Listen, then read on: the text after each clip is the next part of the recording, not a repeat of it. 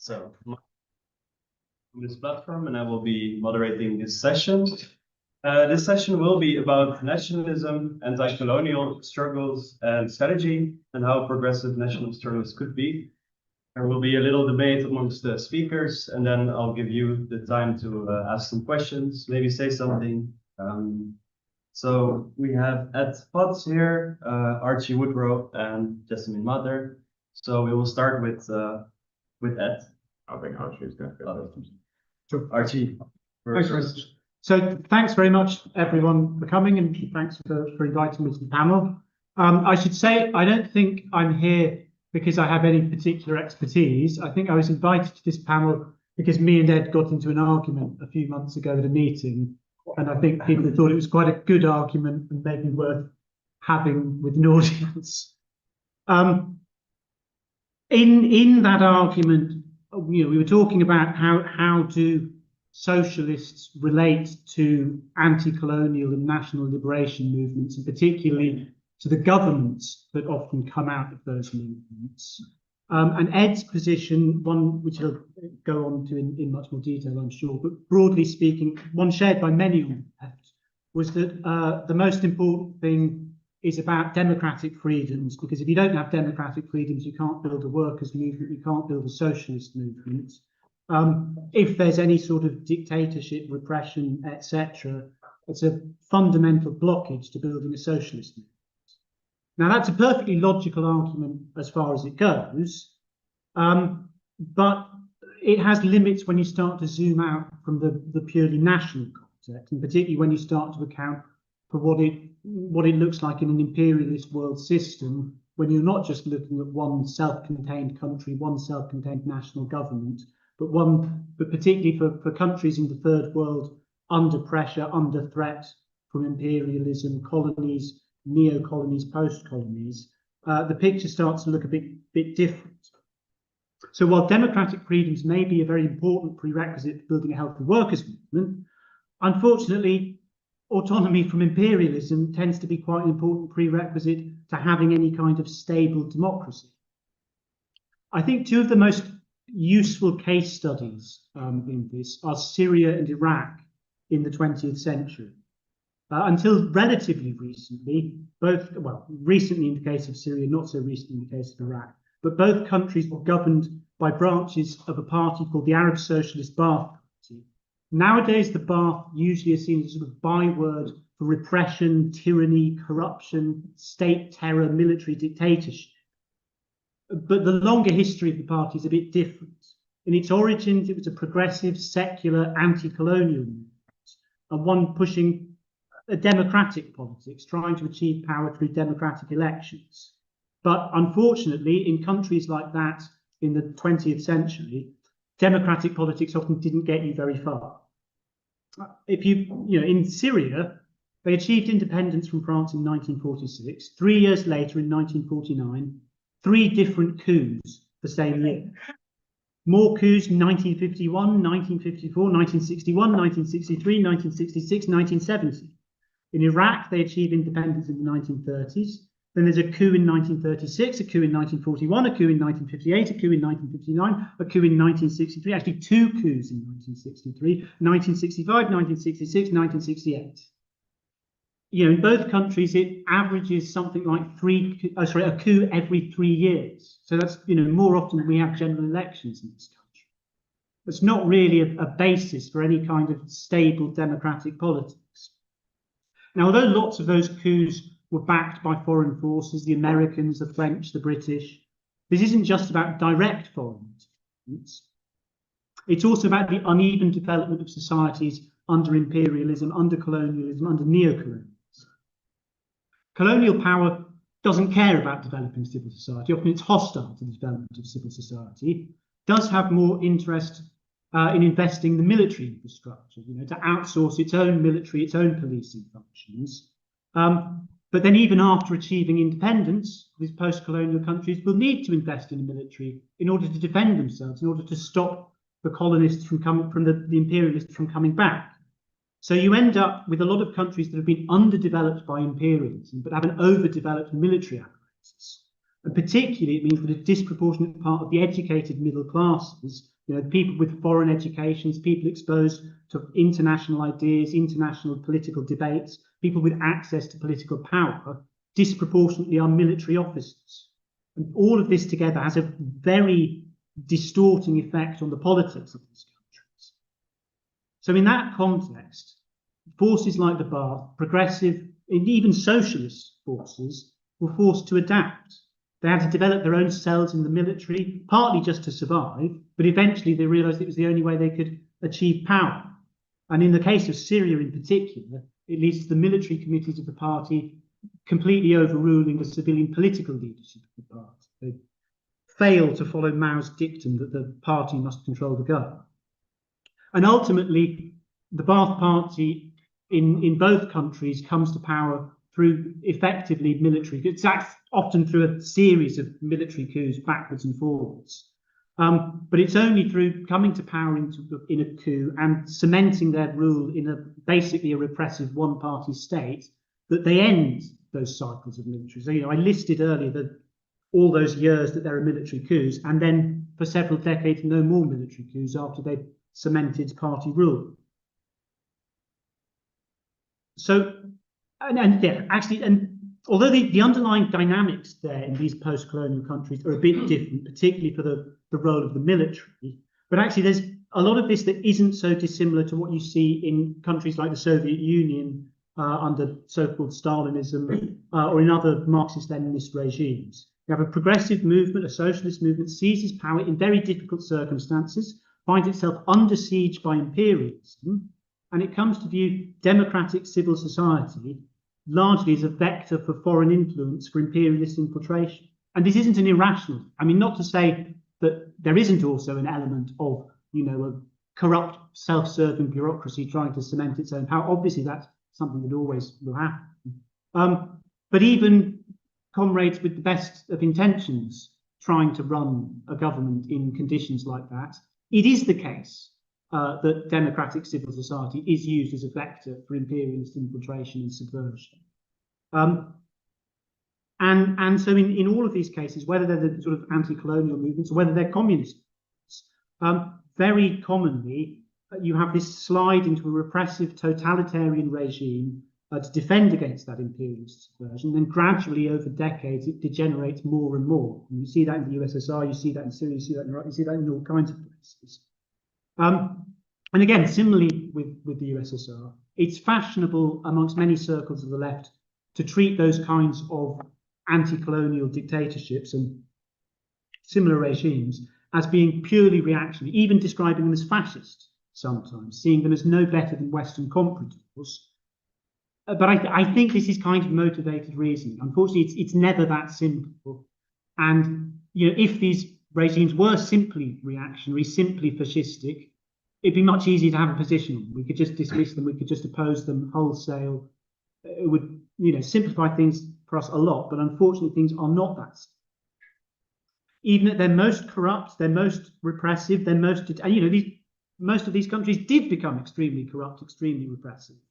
But regimes, whether it's the USSR, whether it's Saddam Hussein, Assad, Gaddafi, they did all preserve important progressive elements, particularly in terms of sort of developmental economic policy, welfare, healthcare, that sort of thing. And despite many of these regimes making various concessions to Western powers, particularly in the 1990s after the collapse of the USSR, which, the end of the Cold War, American hegemony totally weakened everyone else's bargaining power. So whether in some cases it may have been regimes trying to sell out, in other cases just trying to make the best of a difficult situation with no allies. But even after making those deals and overtures with the West never viewed them as loyal compradors, the way it views countries like Saudi Arabia and other puppets. And it was always eager to replace them with more subservient regimes as soon as it had the opportunity. And again, despite the fanfare from many sections of the left, the collapse of those regimes, in almost all cases, has not been one that seems very positive for the people living there or for the socialist movement. You usually see a total collapse of living standards, often, a breakdown of civil society, a breakdown of political society, often a reversion to warlordism, pretty much. And in very few of these countries do you see obvious signs of renewed opportunities for the socialist movement. Often they're left with no socialist movement to speak of at all, and no signs of how it can be rebuilt. Now, that's not to say that therefore, all of these regimes should be celebrated or even that they should be sustained. Certainly in the case of Syria under Assad, it seems to have been clear that to a significant extent the regime was its own grave-digger, that it became so corrupt, so repressive, so brutal that it was unable to sustain a viable level of popular support. So, if it can't sustain itself, why should anyone else externally support it? And I'm afraid I kind of here am just presenting problems that I don't have the solutions to. I don't claim to have the answers either to how a movement like the Ba'ath, like in many of these countries, whether there was some secret strategy they could have pursued that would have avoided all these problems.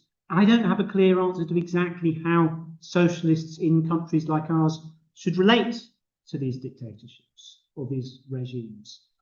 If you go one way, you end up alienating the refugees fleeing brutal repression in many cases. But if you go the other way, and if you're too openly critical of them, you end up recycling and reinforcing propaganda being put out by your own government, trying to manufacture support for regime change. So you're sort of damned either way. One might hope that the sort of militant socialist democratic republic that I think most of us in this room see as the sort of way forward for the left, you would hope that there may be a way through that route to sustain the kind of popular mobilizations, popular political consciences, to be a bulwark against the kind of imperialist subversion, rather than having to rely on brute repression. But I just have to end on the rather depressing note that there are not many practical examples of this that we can look to, and certainly there are not many practical examples with significant longevity. So on that depressing note, I'll leave it there and hope someone else in the room has the evidence.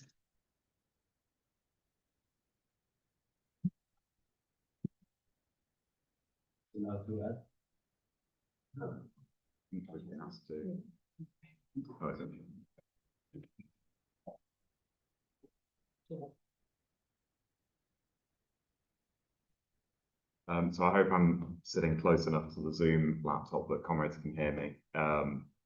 So Lenin, in his 1914 polemic, The Right of Nations to Self-Determination, said of Rosa Luxemburg, one cannot help marveling at the author's ability to misunderstand the how and the why of things. Now, of course, depending on your reading of their debate, you might think that that was fair or unfair, but of course, that's what we're striving towards.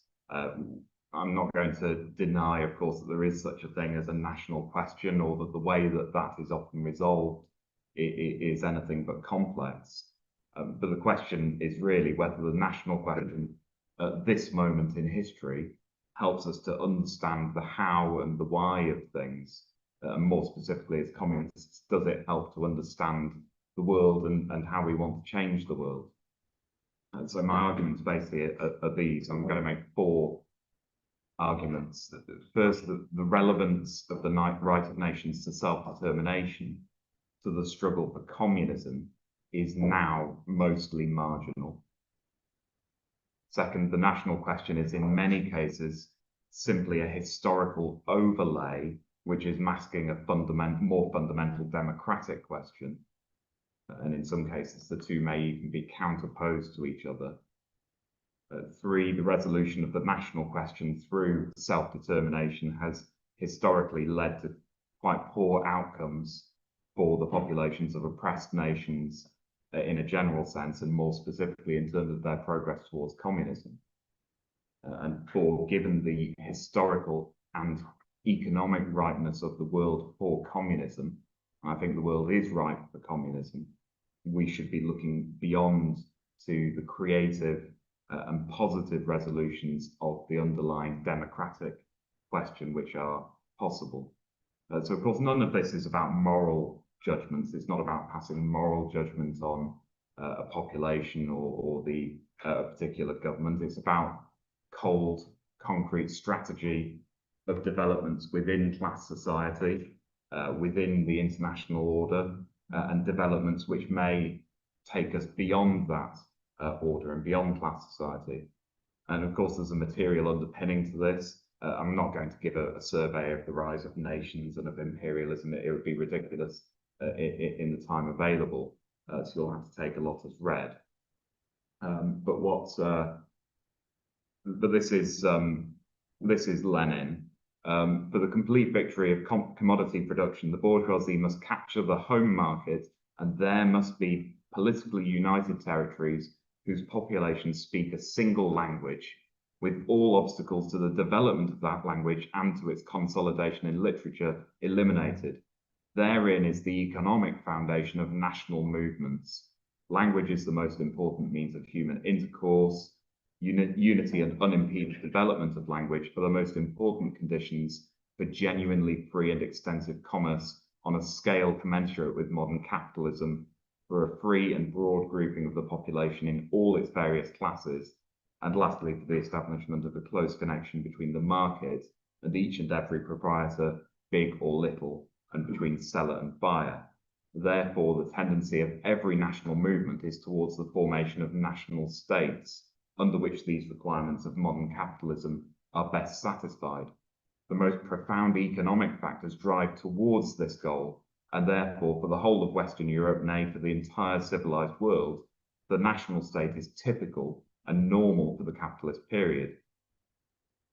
And so we're all then, I think, generally familiar with concepts and arguments about nations and what they are and how they fit in, and the idea that the denial of a nation its rights to fully express its nationhood gives rise to a national question. So straight away, of course, that throws up some difficulties because, of course, we have to acknowledge that the right of nations to self-determination does not and cannot override all other concerns. So if we thought that, we might end up in a similar place to, for example, anti-capitalist resistance, who analyze the situation in Ukraine. They say, well, you've got Russia, a larger, militarily stronger, historically imperialist power. They've invaded Ukraine. Ukraine's self-determination is threatened, and therefore it's our duty as communists, they say, to call on the British state and other ruling classes to supply the Ukrainian government with as many guns and bombs as it needs to defend its territory. Now, clearly, the prospect of territorial annexations, the imposition of a puppet regime, at least rhetorical denial of Ukraine's existence as a separate nation by Putin, suggests that there is an element of national oppression at play. People aren't crazy for thinking that, but we don't think that its mere presence in the mix as a factor means that that is what the war in Ukraine is really about. That's not what the character of the war is. And still less should it require us as communists to support the war or call for the armies of our own states to get involved, or for Europe to be remilitarized, and so on. So national oppression, the cause of national liberation, are one manifestation of the oppression of class society as a whole on a global and local scale. And it follows that I think that we can be ruthless in our appraisal of how relevant national oppression is to oppression more generally, and therefore, of course, how relevant it is to our struggle for communism. And I think much of the left, much of the time, fails to be ruthless enough in making that appraisal. So, like a lot of principles, support for anti-imperialist or national liberation movements can, if you apply it in an inflexible way, it can lead you into some very tight spots. Indeed, ones that can obviously be exploited by our enemies. The example, let's take Menshevik Georgia in the early 1920s, shows how easily imperialism can insinuate itself into something that on the surface is presented as a cause of national liberation, and thus on the face of it causes a crisis of principles for communists.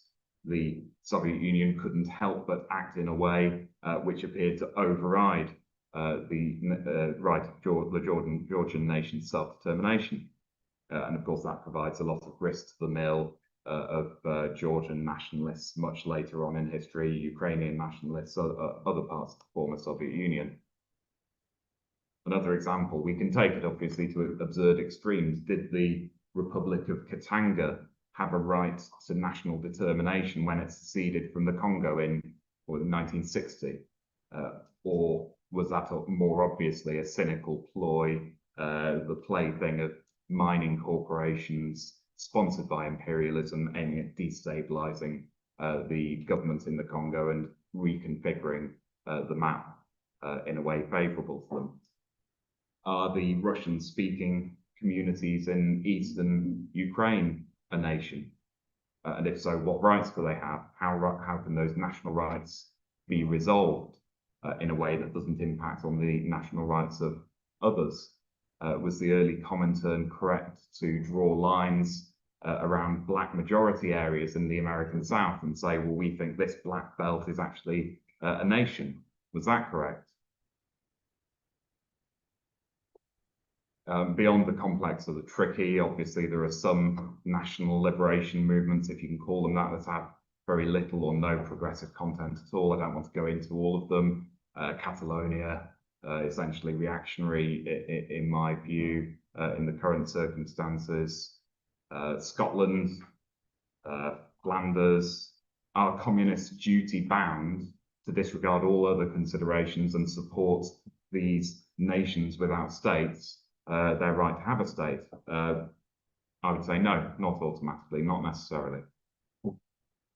So I think we arrive at needing to get deeper into what the actual problem is that is said to be resolved by the creation of nation states, resolved by national liberation movements, resolved in some way by anti-imperialist governments which assert their national independence on an international stage. This is Lenin again. In the question of the self-determination of nations, as in every other question, we are interested first and foremost in the self-determination of the proletariat within a given nation. And I think we can actually flip that on its head and we can say, well, national oppression is first and foremost oppression of the proletariat within a given nation. Now, in other words, and this may be stating the obvious, but I think it should be stated, national oppression is not applied even-handedly to all who belong to the oppressed nation. It's not experienced by all within that particular national unit in the same way or to the same degree. Depending on the circumstances, obviously that nation will tend to have its own bourgeoisie.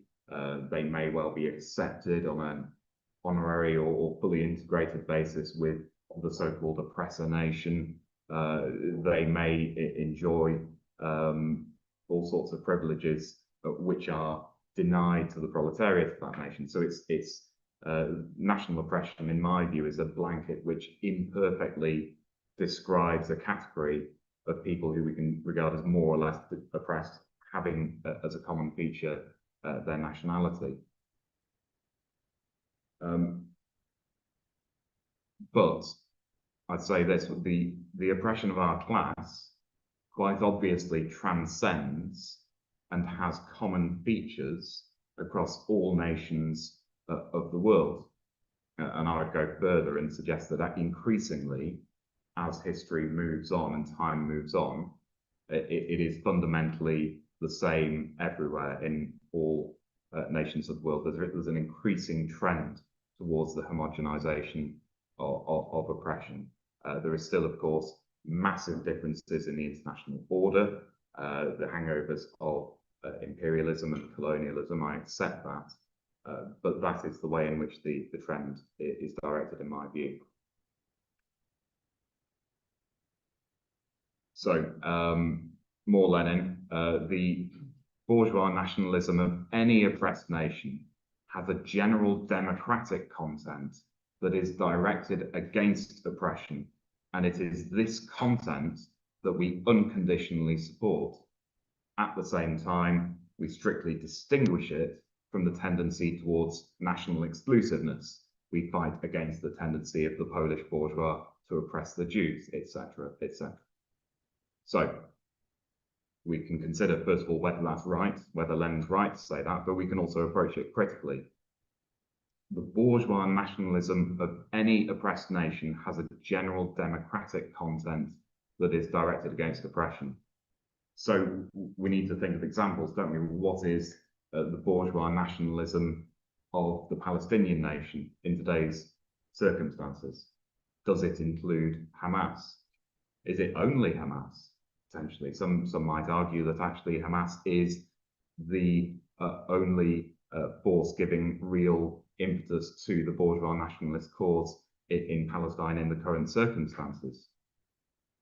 What does it mean then to have a general democratic content directed against oppression? Remember, it's Lenin says it's this content that we unconditionally support. It's not the forces espousing that, it's not the forces attaching themselves to it, and I would say it's not dictatorships that have come to power off the back of national liberation movements. It's the underlying content that we support, and therefore it's the extent to which a given force in society, a given party, a given government furthers the cause of democratic freedoms, of civil liberties, and so on. Not to say, of course, that the cause of the working class that enables us to measure its worth to the struggle for communism. Clearly, in my view, if there's a force or a party or a government which has in its programme effectively advocating oppression of various kinds, whether that be advocating their own oppression of another nation or of minorities or of people on the basis of their sexuality, whatever it may be, that in my view is capable of counteracting or even cancelling out the underlying democratic content that Lenin talked about. So I just want to draw on a few more examples, conscious I don't want to talk too long. And I'm going to just draw on a couple of examples which were drawn to my attention by an excellent talk by Comrade Rida Bacchus, who spoke yesterday, and she gave this talk, I think, in 2020. This is Rosa Luxemburg in 1896. She says, for example, the national question takes a different form in Poland, Alsace-Lorraine, or Bohemia. In all these cases, we are faced with a directly opposing process of capitalist assimilation of the annexed lands to the dominant ones, which condemns the separatist efforts to impotence. And it is in the interests of the working class movement to advocate the unity of forces, not their fragmentation in national struggles. But in the question of the revolts in Turkey, the situation is different. The Christian lands are bound to Turkey only by force. They have no working class movement. They are declining by virtue of a natural social development, or rather dissolution, and hence the aspirations to freedom can here make themselves felt only in a national struggle. Therefore, our partisanship cannot and must not admit of any doubt. And then this is Lenin, just a few years later, 7 years later, in 1903, commenting on the RSDLP's programme of that same year. He says, the Social Democrats will always combat every attempt to influence national self-determination from without by violence or by any injustice. However, our unreserved recognition of the struggle for freedom of self-determination does not in any way commit us to supporting every demand for national self-determination. As a party of the proletariat, the Social Democratic Party considers it to be its positive and principal task to further the self-determination of the proletariat in each nationality rather than that of peoples or nations. We must always and unreservedly work for the very closest unity of the proletariat of all nationalities, and it is only in isolated and exceptional cases that we can advance and actively support demands conducive to the establishment of a new class state or to the substitution of a looser federal unity, etc., for the complete political unity of a state. And so there's a common position now. We can't possibly rehash the whole debate between those two figures, but there's a common position there, or perhaps the elements of the common position, before their later disagreement over how it should be applied in practice to Russia. And it's an intuitive position, isn't it? Because clearly there are some nations which are so subjugated and brutalized, where they are bound together only by force. The masses for themselves, let alone what we might have to say about it, the masses for themselves conclude that it's absurd to imagine democracy and civil liberties and general freedom coming about without the establishment of a separate nation state. And so clearly there are times and circumstances when that's right. But that doesn't mean, of course, that we dispense with our critical analysis just because of how desperate the situation is. I propose the question whether there is anywhere in the world, barring perhaps a very few examples, where you have a non-sovereign nation with a viable contiguous territory available to it for the creation of a new nation state, which wouldn't immediately create insurmountable difficulties, revanchist minorities captured within the territory of the new state, and so on and so on. Possibly Kurdistan, although even that seems fraught with difficulties. Palestine, of course, has notionally a territory available to it, but it seems highly questionable whether it could ever flourish independently on that territory in any meaningful way as an independent nation state. So I think that ignoring or downplaying what I see as the more fundamental aspects of national oppression, which gives rise to the impetus for national liberation, which is really the democratic content, the democratic freedoms, or the denial thereof, can lead to a mistake. And I think it's this mistake which encourages communists to subordinate certainly their forces, but also their ideas, tailor their ideas to the essentially bourgeois or sometimes openly reactionary leadership of national liberation movements or so-called anti-imperialist governments. We see it with Hamas and Hezbollah, but also we see, all the time new manifestations of it, people buying into quite crazy urban myths and legends about Ibrahim Traore, who's the military dictator of Burkina Faso. If you go on Facebook, you can find all sorts of wild and wonderful stories about him, but it's all through this anti-imperialist lens, and I think we can learn something from that. And of course, in extreme cases, people might arrive at the conclusion, well, we've got to support anti-imperialist forces, we're duty-bound, honour-bound even, to support forces fighting imperialism, and end up in very, very difficult positions and depressing positions like supporting Islamic State or supporting Al-Qaeda. Now, clearly, if we're to accept that there's a mistake there, the mistakes that I've recited might be of a different order to each other. But I think it's a mistake fundamentally to focus on the moral outrage of national oppression, which is something intuitive to us, I think, that the oppression of the weak by the strong, the destruction of culture, all of these things, rather than what makes more difference to us, which is the underlying democratic content embodied in the democratic potential of the working class as the majority in society, because that's, of course, the force that we think can change everything. And it's there that we find the most consistent means of overcoming oppression. So this isn't, of course, a call to ignore or to disparage or dismiss national oppression, or to pretend that it's simple. You can just draw up a balance sheet of this or that government, and you can say, well, we don't like the things that they've done, and so there we are. It's a call to inquire into things more closely and think more critically. A word about the leadership of anti-colonial or anti-imperialist forces. Of course,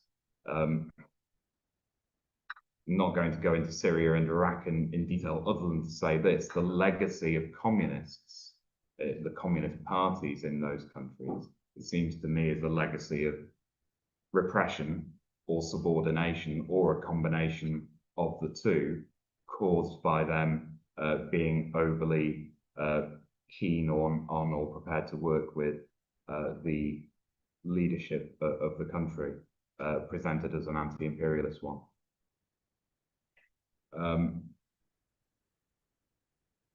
And so what I think is this: we should, in all situations, be looking instead, or preferentially, to building the forces of communism, preparing our class materially and ideologically, not sowing illusions, whether that be in social democracy, whether that be in notionally anti-imperialist capitalist governments, in anti-colonial movements, because it's required that we think strategically about things.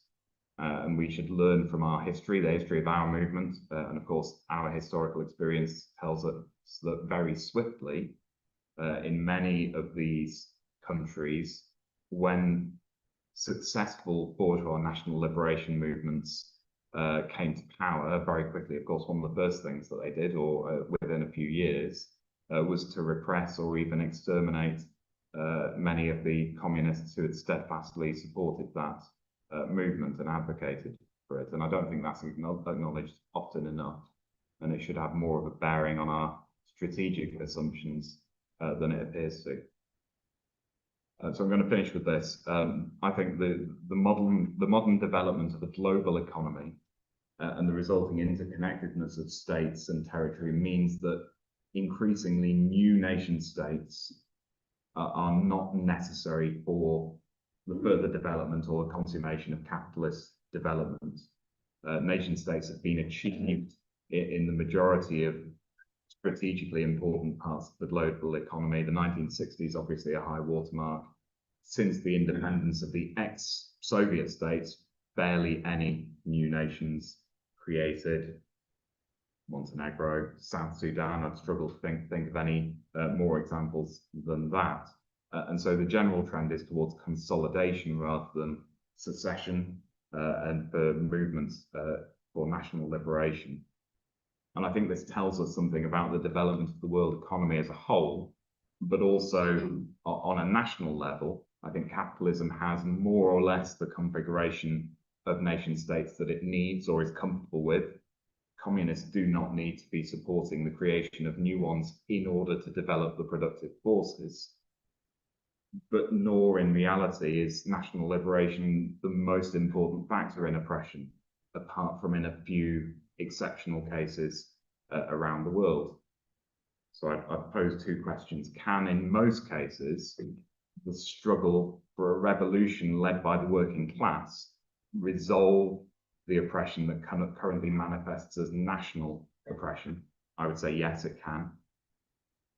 Is the inverse true? Can a struggle for national liberation, in most cases, resolve the cause of proletarian emancipation, or advance us meaningfully any further along the road towards that goal? And like Lenin, I think I would say no. In most cases, no.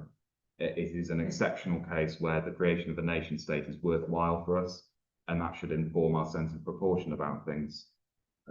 When time passes and the global situation changes, something that was once previously important, say 100 years ago, becomes less important.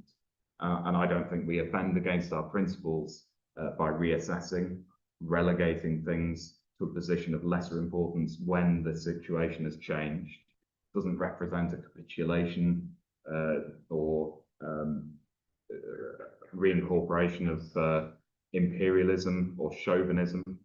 It simply reflects the character of the world as it is now, and the world, obviously, is what we're looking to change.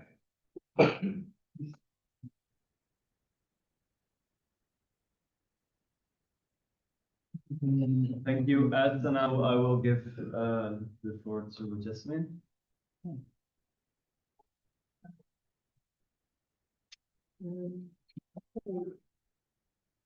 I would argue that both blanket acceptance of right of nations to self-determination, but also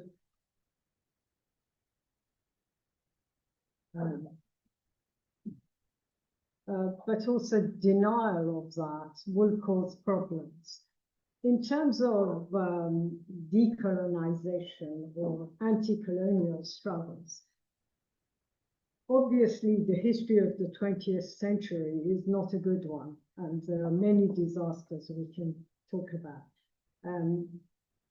First of all, although some of these have popular mobilization and working class mobilization, they ended up with elites that were bureaucratic, dictatorial, and very often returned to the subordination of the former colonial power in terms of economic dependence. So none of them are of any positive history.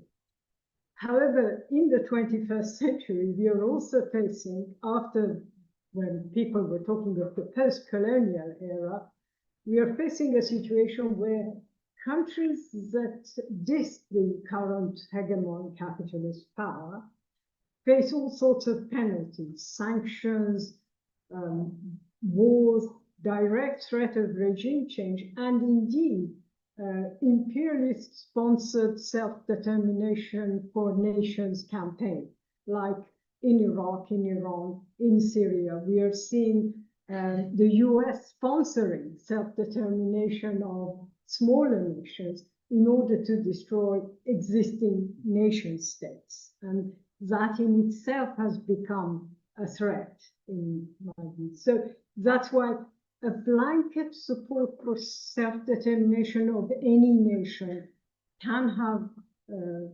serious consequences, as witnessed by the Kurdish independent authority in Iraq, which was really set up as a tool for imperialism. It wasn't, and it remains a stronghold for that.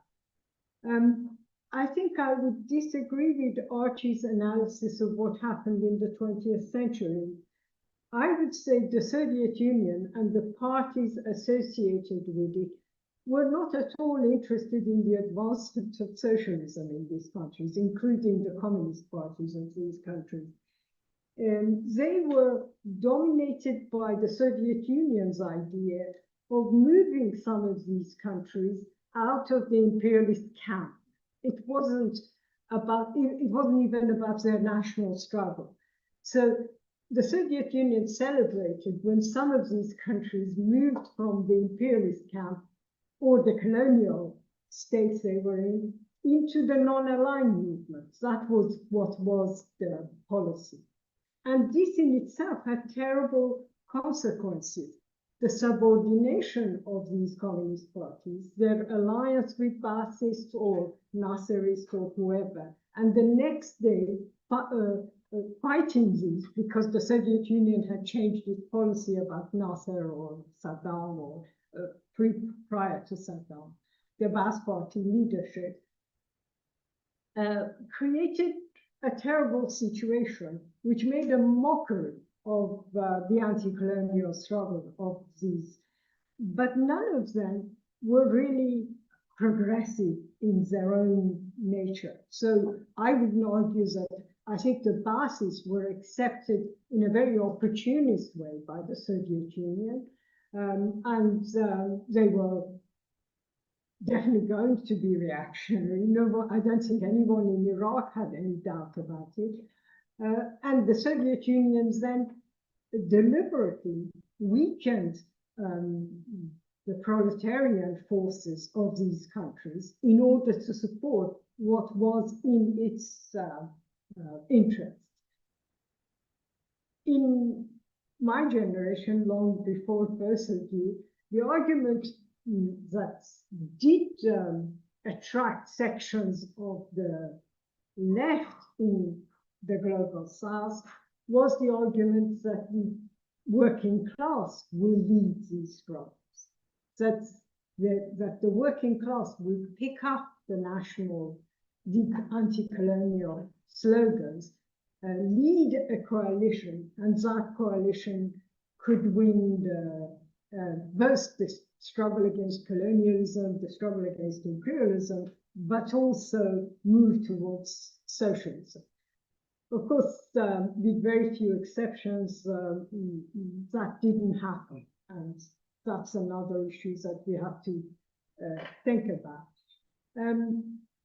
But you can't ignore the fact that once the working class and other classes in a country identify a foreign enemy as the force that is directly bombing them, for example, or in the case of Hamas, is creating genocide against them, it's very difficult to then argue for working class independence without being the forerunner of the campaign against that imperialist power.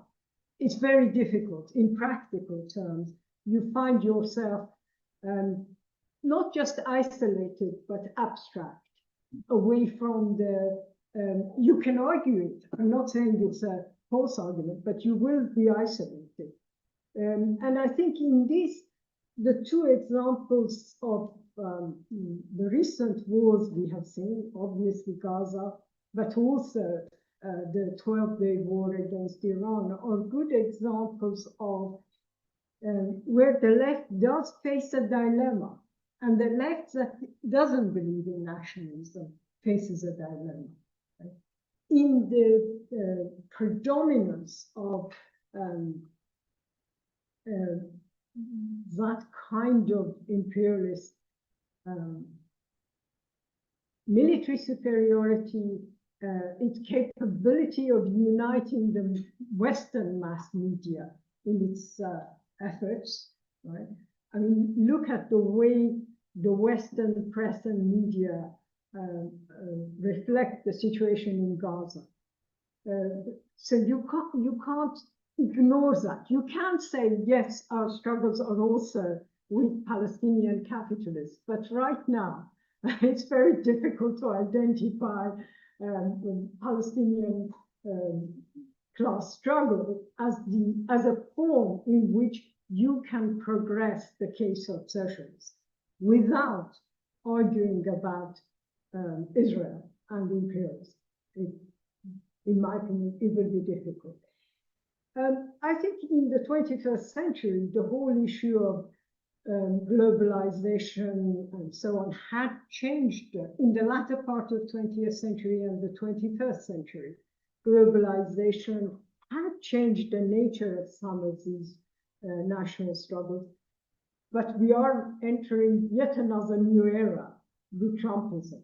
We are entering an era where you can see elements of, if you like, national solidarity against tariffs in advanced capitalist countries. And of course, some of this is reactionary, but that whole concept that capitalism has entered a global era where borders don't matter, we are not in that world now. That world has changed in some way.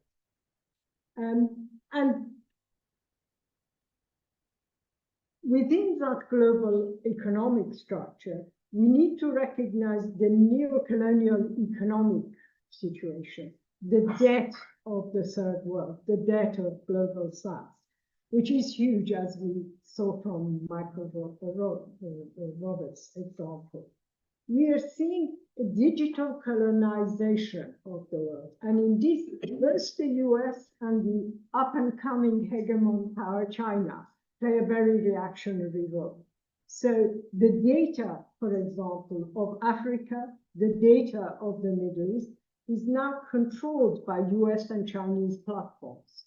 We are giving it free, but in the resources, the national minds, so we could be entering a new era where there is colonialism in terms of the control of these countries. And we also have, in some ways, ecological imperialism, in that in terms of climate change, the global south is far worse affected by climate change than the North. As much as the North dislikes hot temperatures in the summer, but if you're in Africa, the situation is dramatically different, or if you're in areas that will be submerged without any economic situation. So I think because of that, the struggle for control over territory, economy, knowledge, and environment will still play a role. Now, the question is, how can we win these arguments, fight for these, without strengthening the national bourgeoisie in many of these countries? And that will be the challenge. Because if the history of the 20th century has something to teach us, what it teaches us is that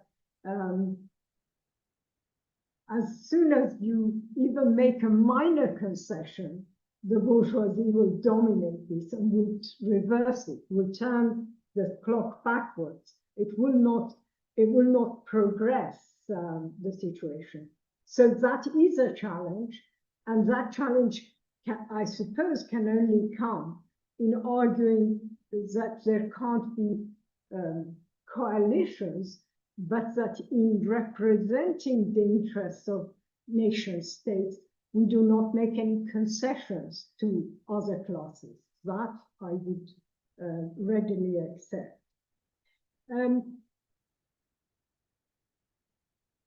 There is also, I think, a lot of misconceptions in the left amongst how to deal with national movements that have now become actually religious movements, because Islamic movements, at least as far as the Middle East and North Africa are concerned, have turned the nationalist movements into reactionary religious movements. And here the left has made a number of mistakes. On the one hand, we've got the social imperialists who think that they're against nationalism in, say, Iran or in Iraq, but they're for nationalism of the Kurds. Why? Because with Kurdish nationalism, you can divide them into little tribes that will fight each other, and Zionism can pay one faction against the other faction, as it's doing right now. I mean, right now, the Kurds are the biggest national minority victim of funds by Zionism. In my mind, there's no doubt. So on the one hand, you've got Solidarity supporting any group in Kurdistan, however nationalist, right-wing, tribal they will support it. And yet they're against nationalism in general. They're internationalist in general, right? So nation states like Iran and Iraq shouldn't exist. But yes, Kurdish nationalism of particular tribal, for example, Muqtadi, who's got the Republicans and the right wing of the neoconservatives in the US supporting him, is fine. And yet, we also have, in my view, the Cliffite view that has this rosy view of any nationalism. So this nationalism, Muslim Brotherhood in Egypt can be supported because it's opposing Mubarak, so we must support it. And then it becomes really difficult to continue supporting it. We support nationalist Sisi and the army, the nationalist army, because that's a good idea. Well, if you follow that kind of nationalism, you will end up being in this terrible situation. But there is an additional problem, and that is that comrades maybe of my generation in these Cliffite movements have a very simplistic view of religious people becoming socialists, or that these nationalists are going to become socialists. They don't. They actually become right-wing. Even if they give up religion, most of the ones that we see who are starting in jihadist movements, if they turn against jihadism or they turn against Islamic Republic of Iran, they actually become more right-wing than the other ones. So you are not going to see, this is a 1970s, early 70s illusion of certain Marxists who wrote in favor of Islamic people becoming radicalized and so on. And this is exactly the same kind of view that has a simplistic attitude towards Hamas. Hamas can be uncritically supported because one day it will become left-wing. No, it won't. It might have national liberation aspirations, but it's not going to do that. It's going to continue to be a repressive force against the Palestinian working class. Having said that, you have to have an understanding of how you deal with imperialism as a separate, as an independent force without falling into the trap of taming the nationalists. And here I must argue that why we are in a different situation is that US imperialism, especially in the 21st century, is becoming a destructive force in major parts of the world. As a destructive force,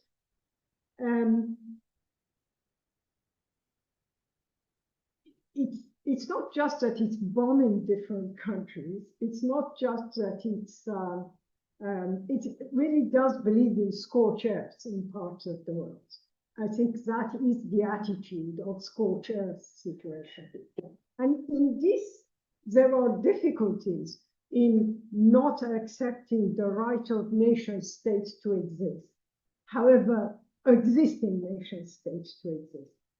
Because the problem with not fighting for that would inevitably mean not being defeatist about US imperialism, not being defeatist about UK imperialism, European imperialism.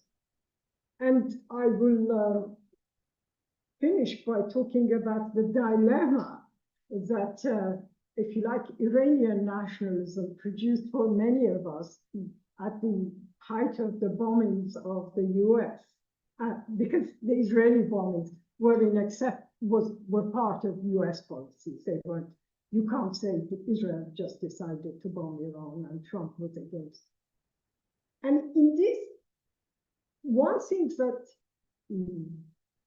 if you like, might have played a role in avoiding regime change, not in avoiding a defeat for Iran, because I think Iran was defeated in this war. It'd be silly to say otherwise. Some of the left say Iran won or something. It's silly. It was seriously defeated. But regime change from above didn't happen because of nationalism. Right? And aspects of this nationalism, in my opinion, were repulsive because people were talking about the 2,500 Persian Empire, which is reactionary and no one should support. But on the other hand, had it not been for that sense of nationalism, and a pro-Zionist king would have been imposed on the Iranian people, as it has happened in the early part of the 20th century. Right? And the assumption, at least by some people in Israel and the US, was that such a scenario was possible. Right? So you can oppose the nationalism of those who adhere to the existence of a nation state, but at the same time, you have to see the role it played in stopping regime change from above. And that is what makes it a contradictory and a very difficult situation to be able to address it with blanket statements. I'm against nationalism, or I am against all forms of self-determination for nations, because I'm against self-determination in many of the examples that Ed gave. I must admit, I'm 100% with you on most of those. But on the other hand, we have to accept that we are in a very dangerous situation. And in this new world order that we are seeing, there are times when existing nation states should be kept for the sake of internationalism, not for the sake of nationalism. Because internationalism in the Middle East, or the multi-nation struggle against imperialism in the Middle East, for example, will not happen if the existing nation states are divided into little nations, where civil war, like in Libya, replaces the current, be it terrible situations that it's, that's it.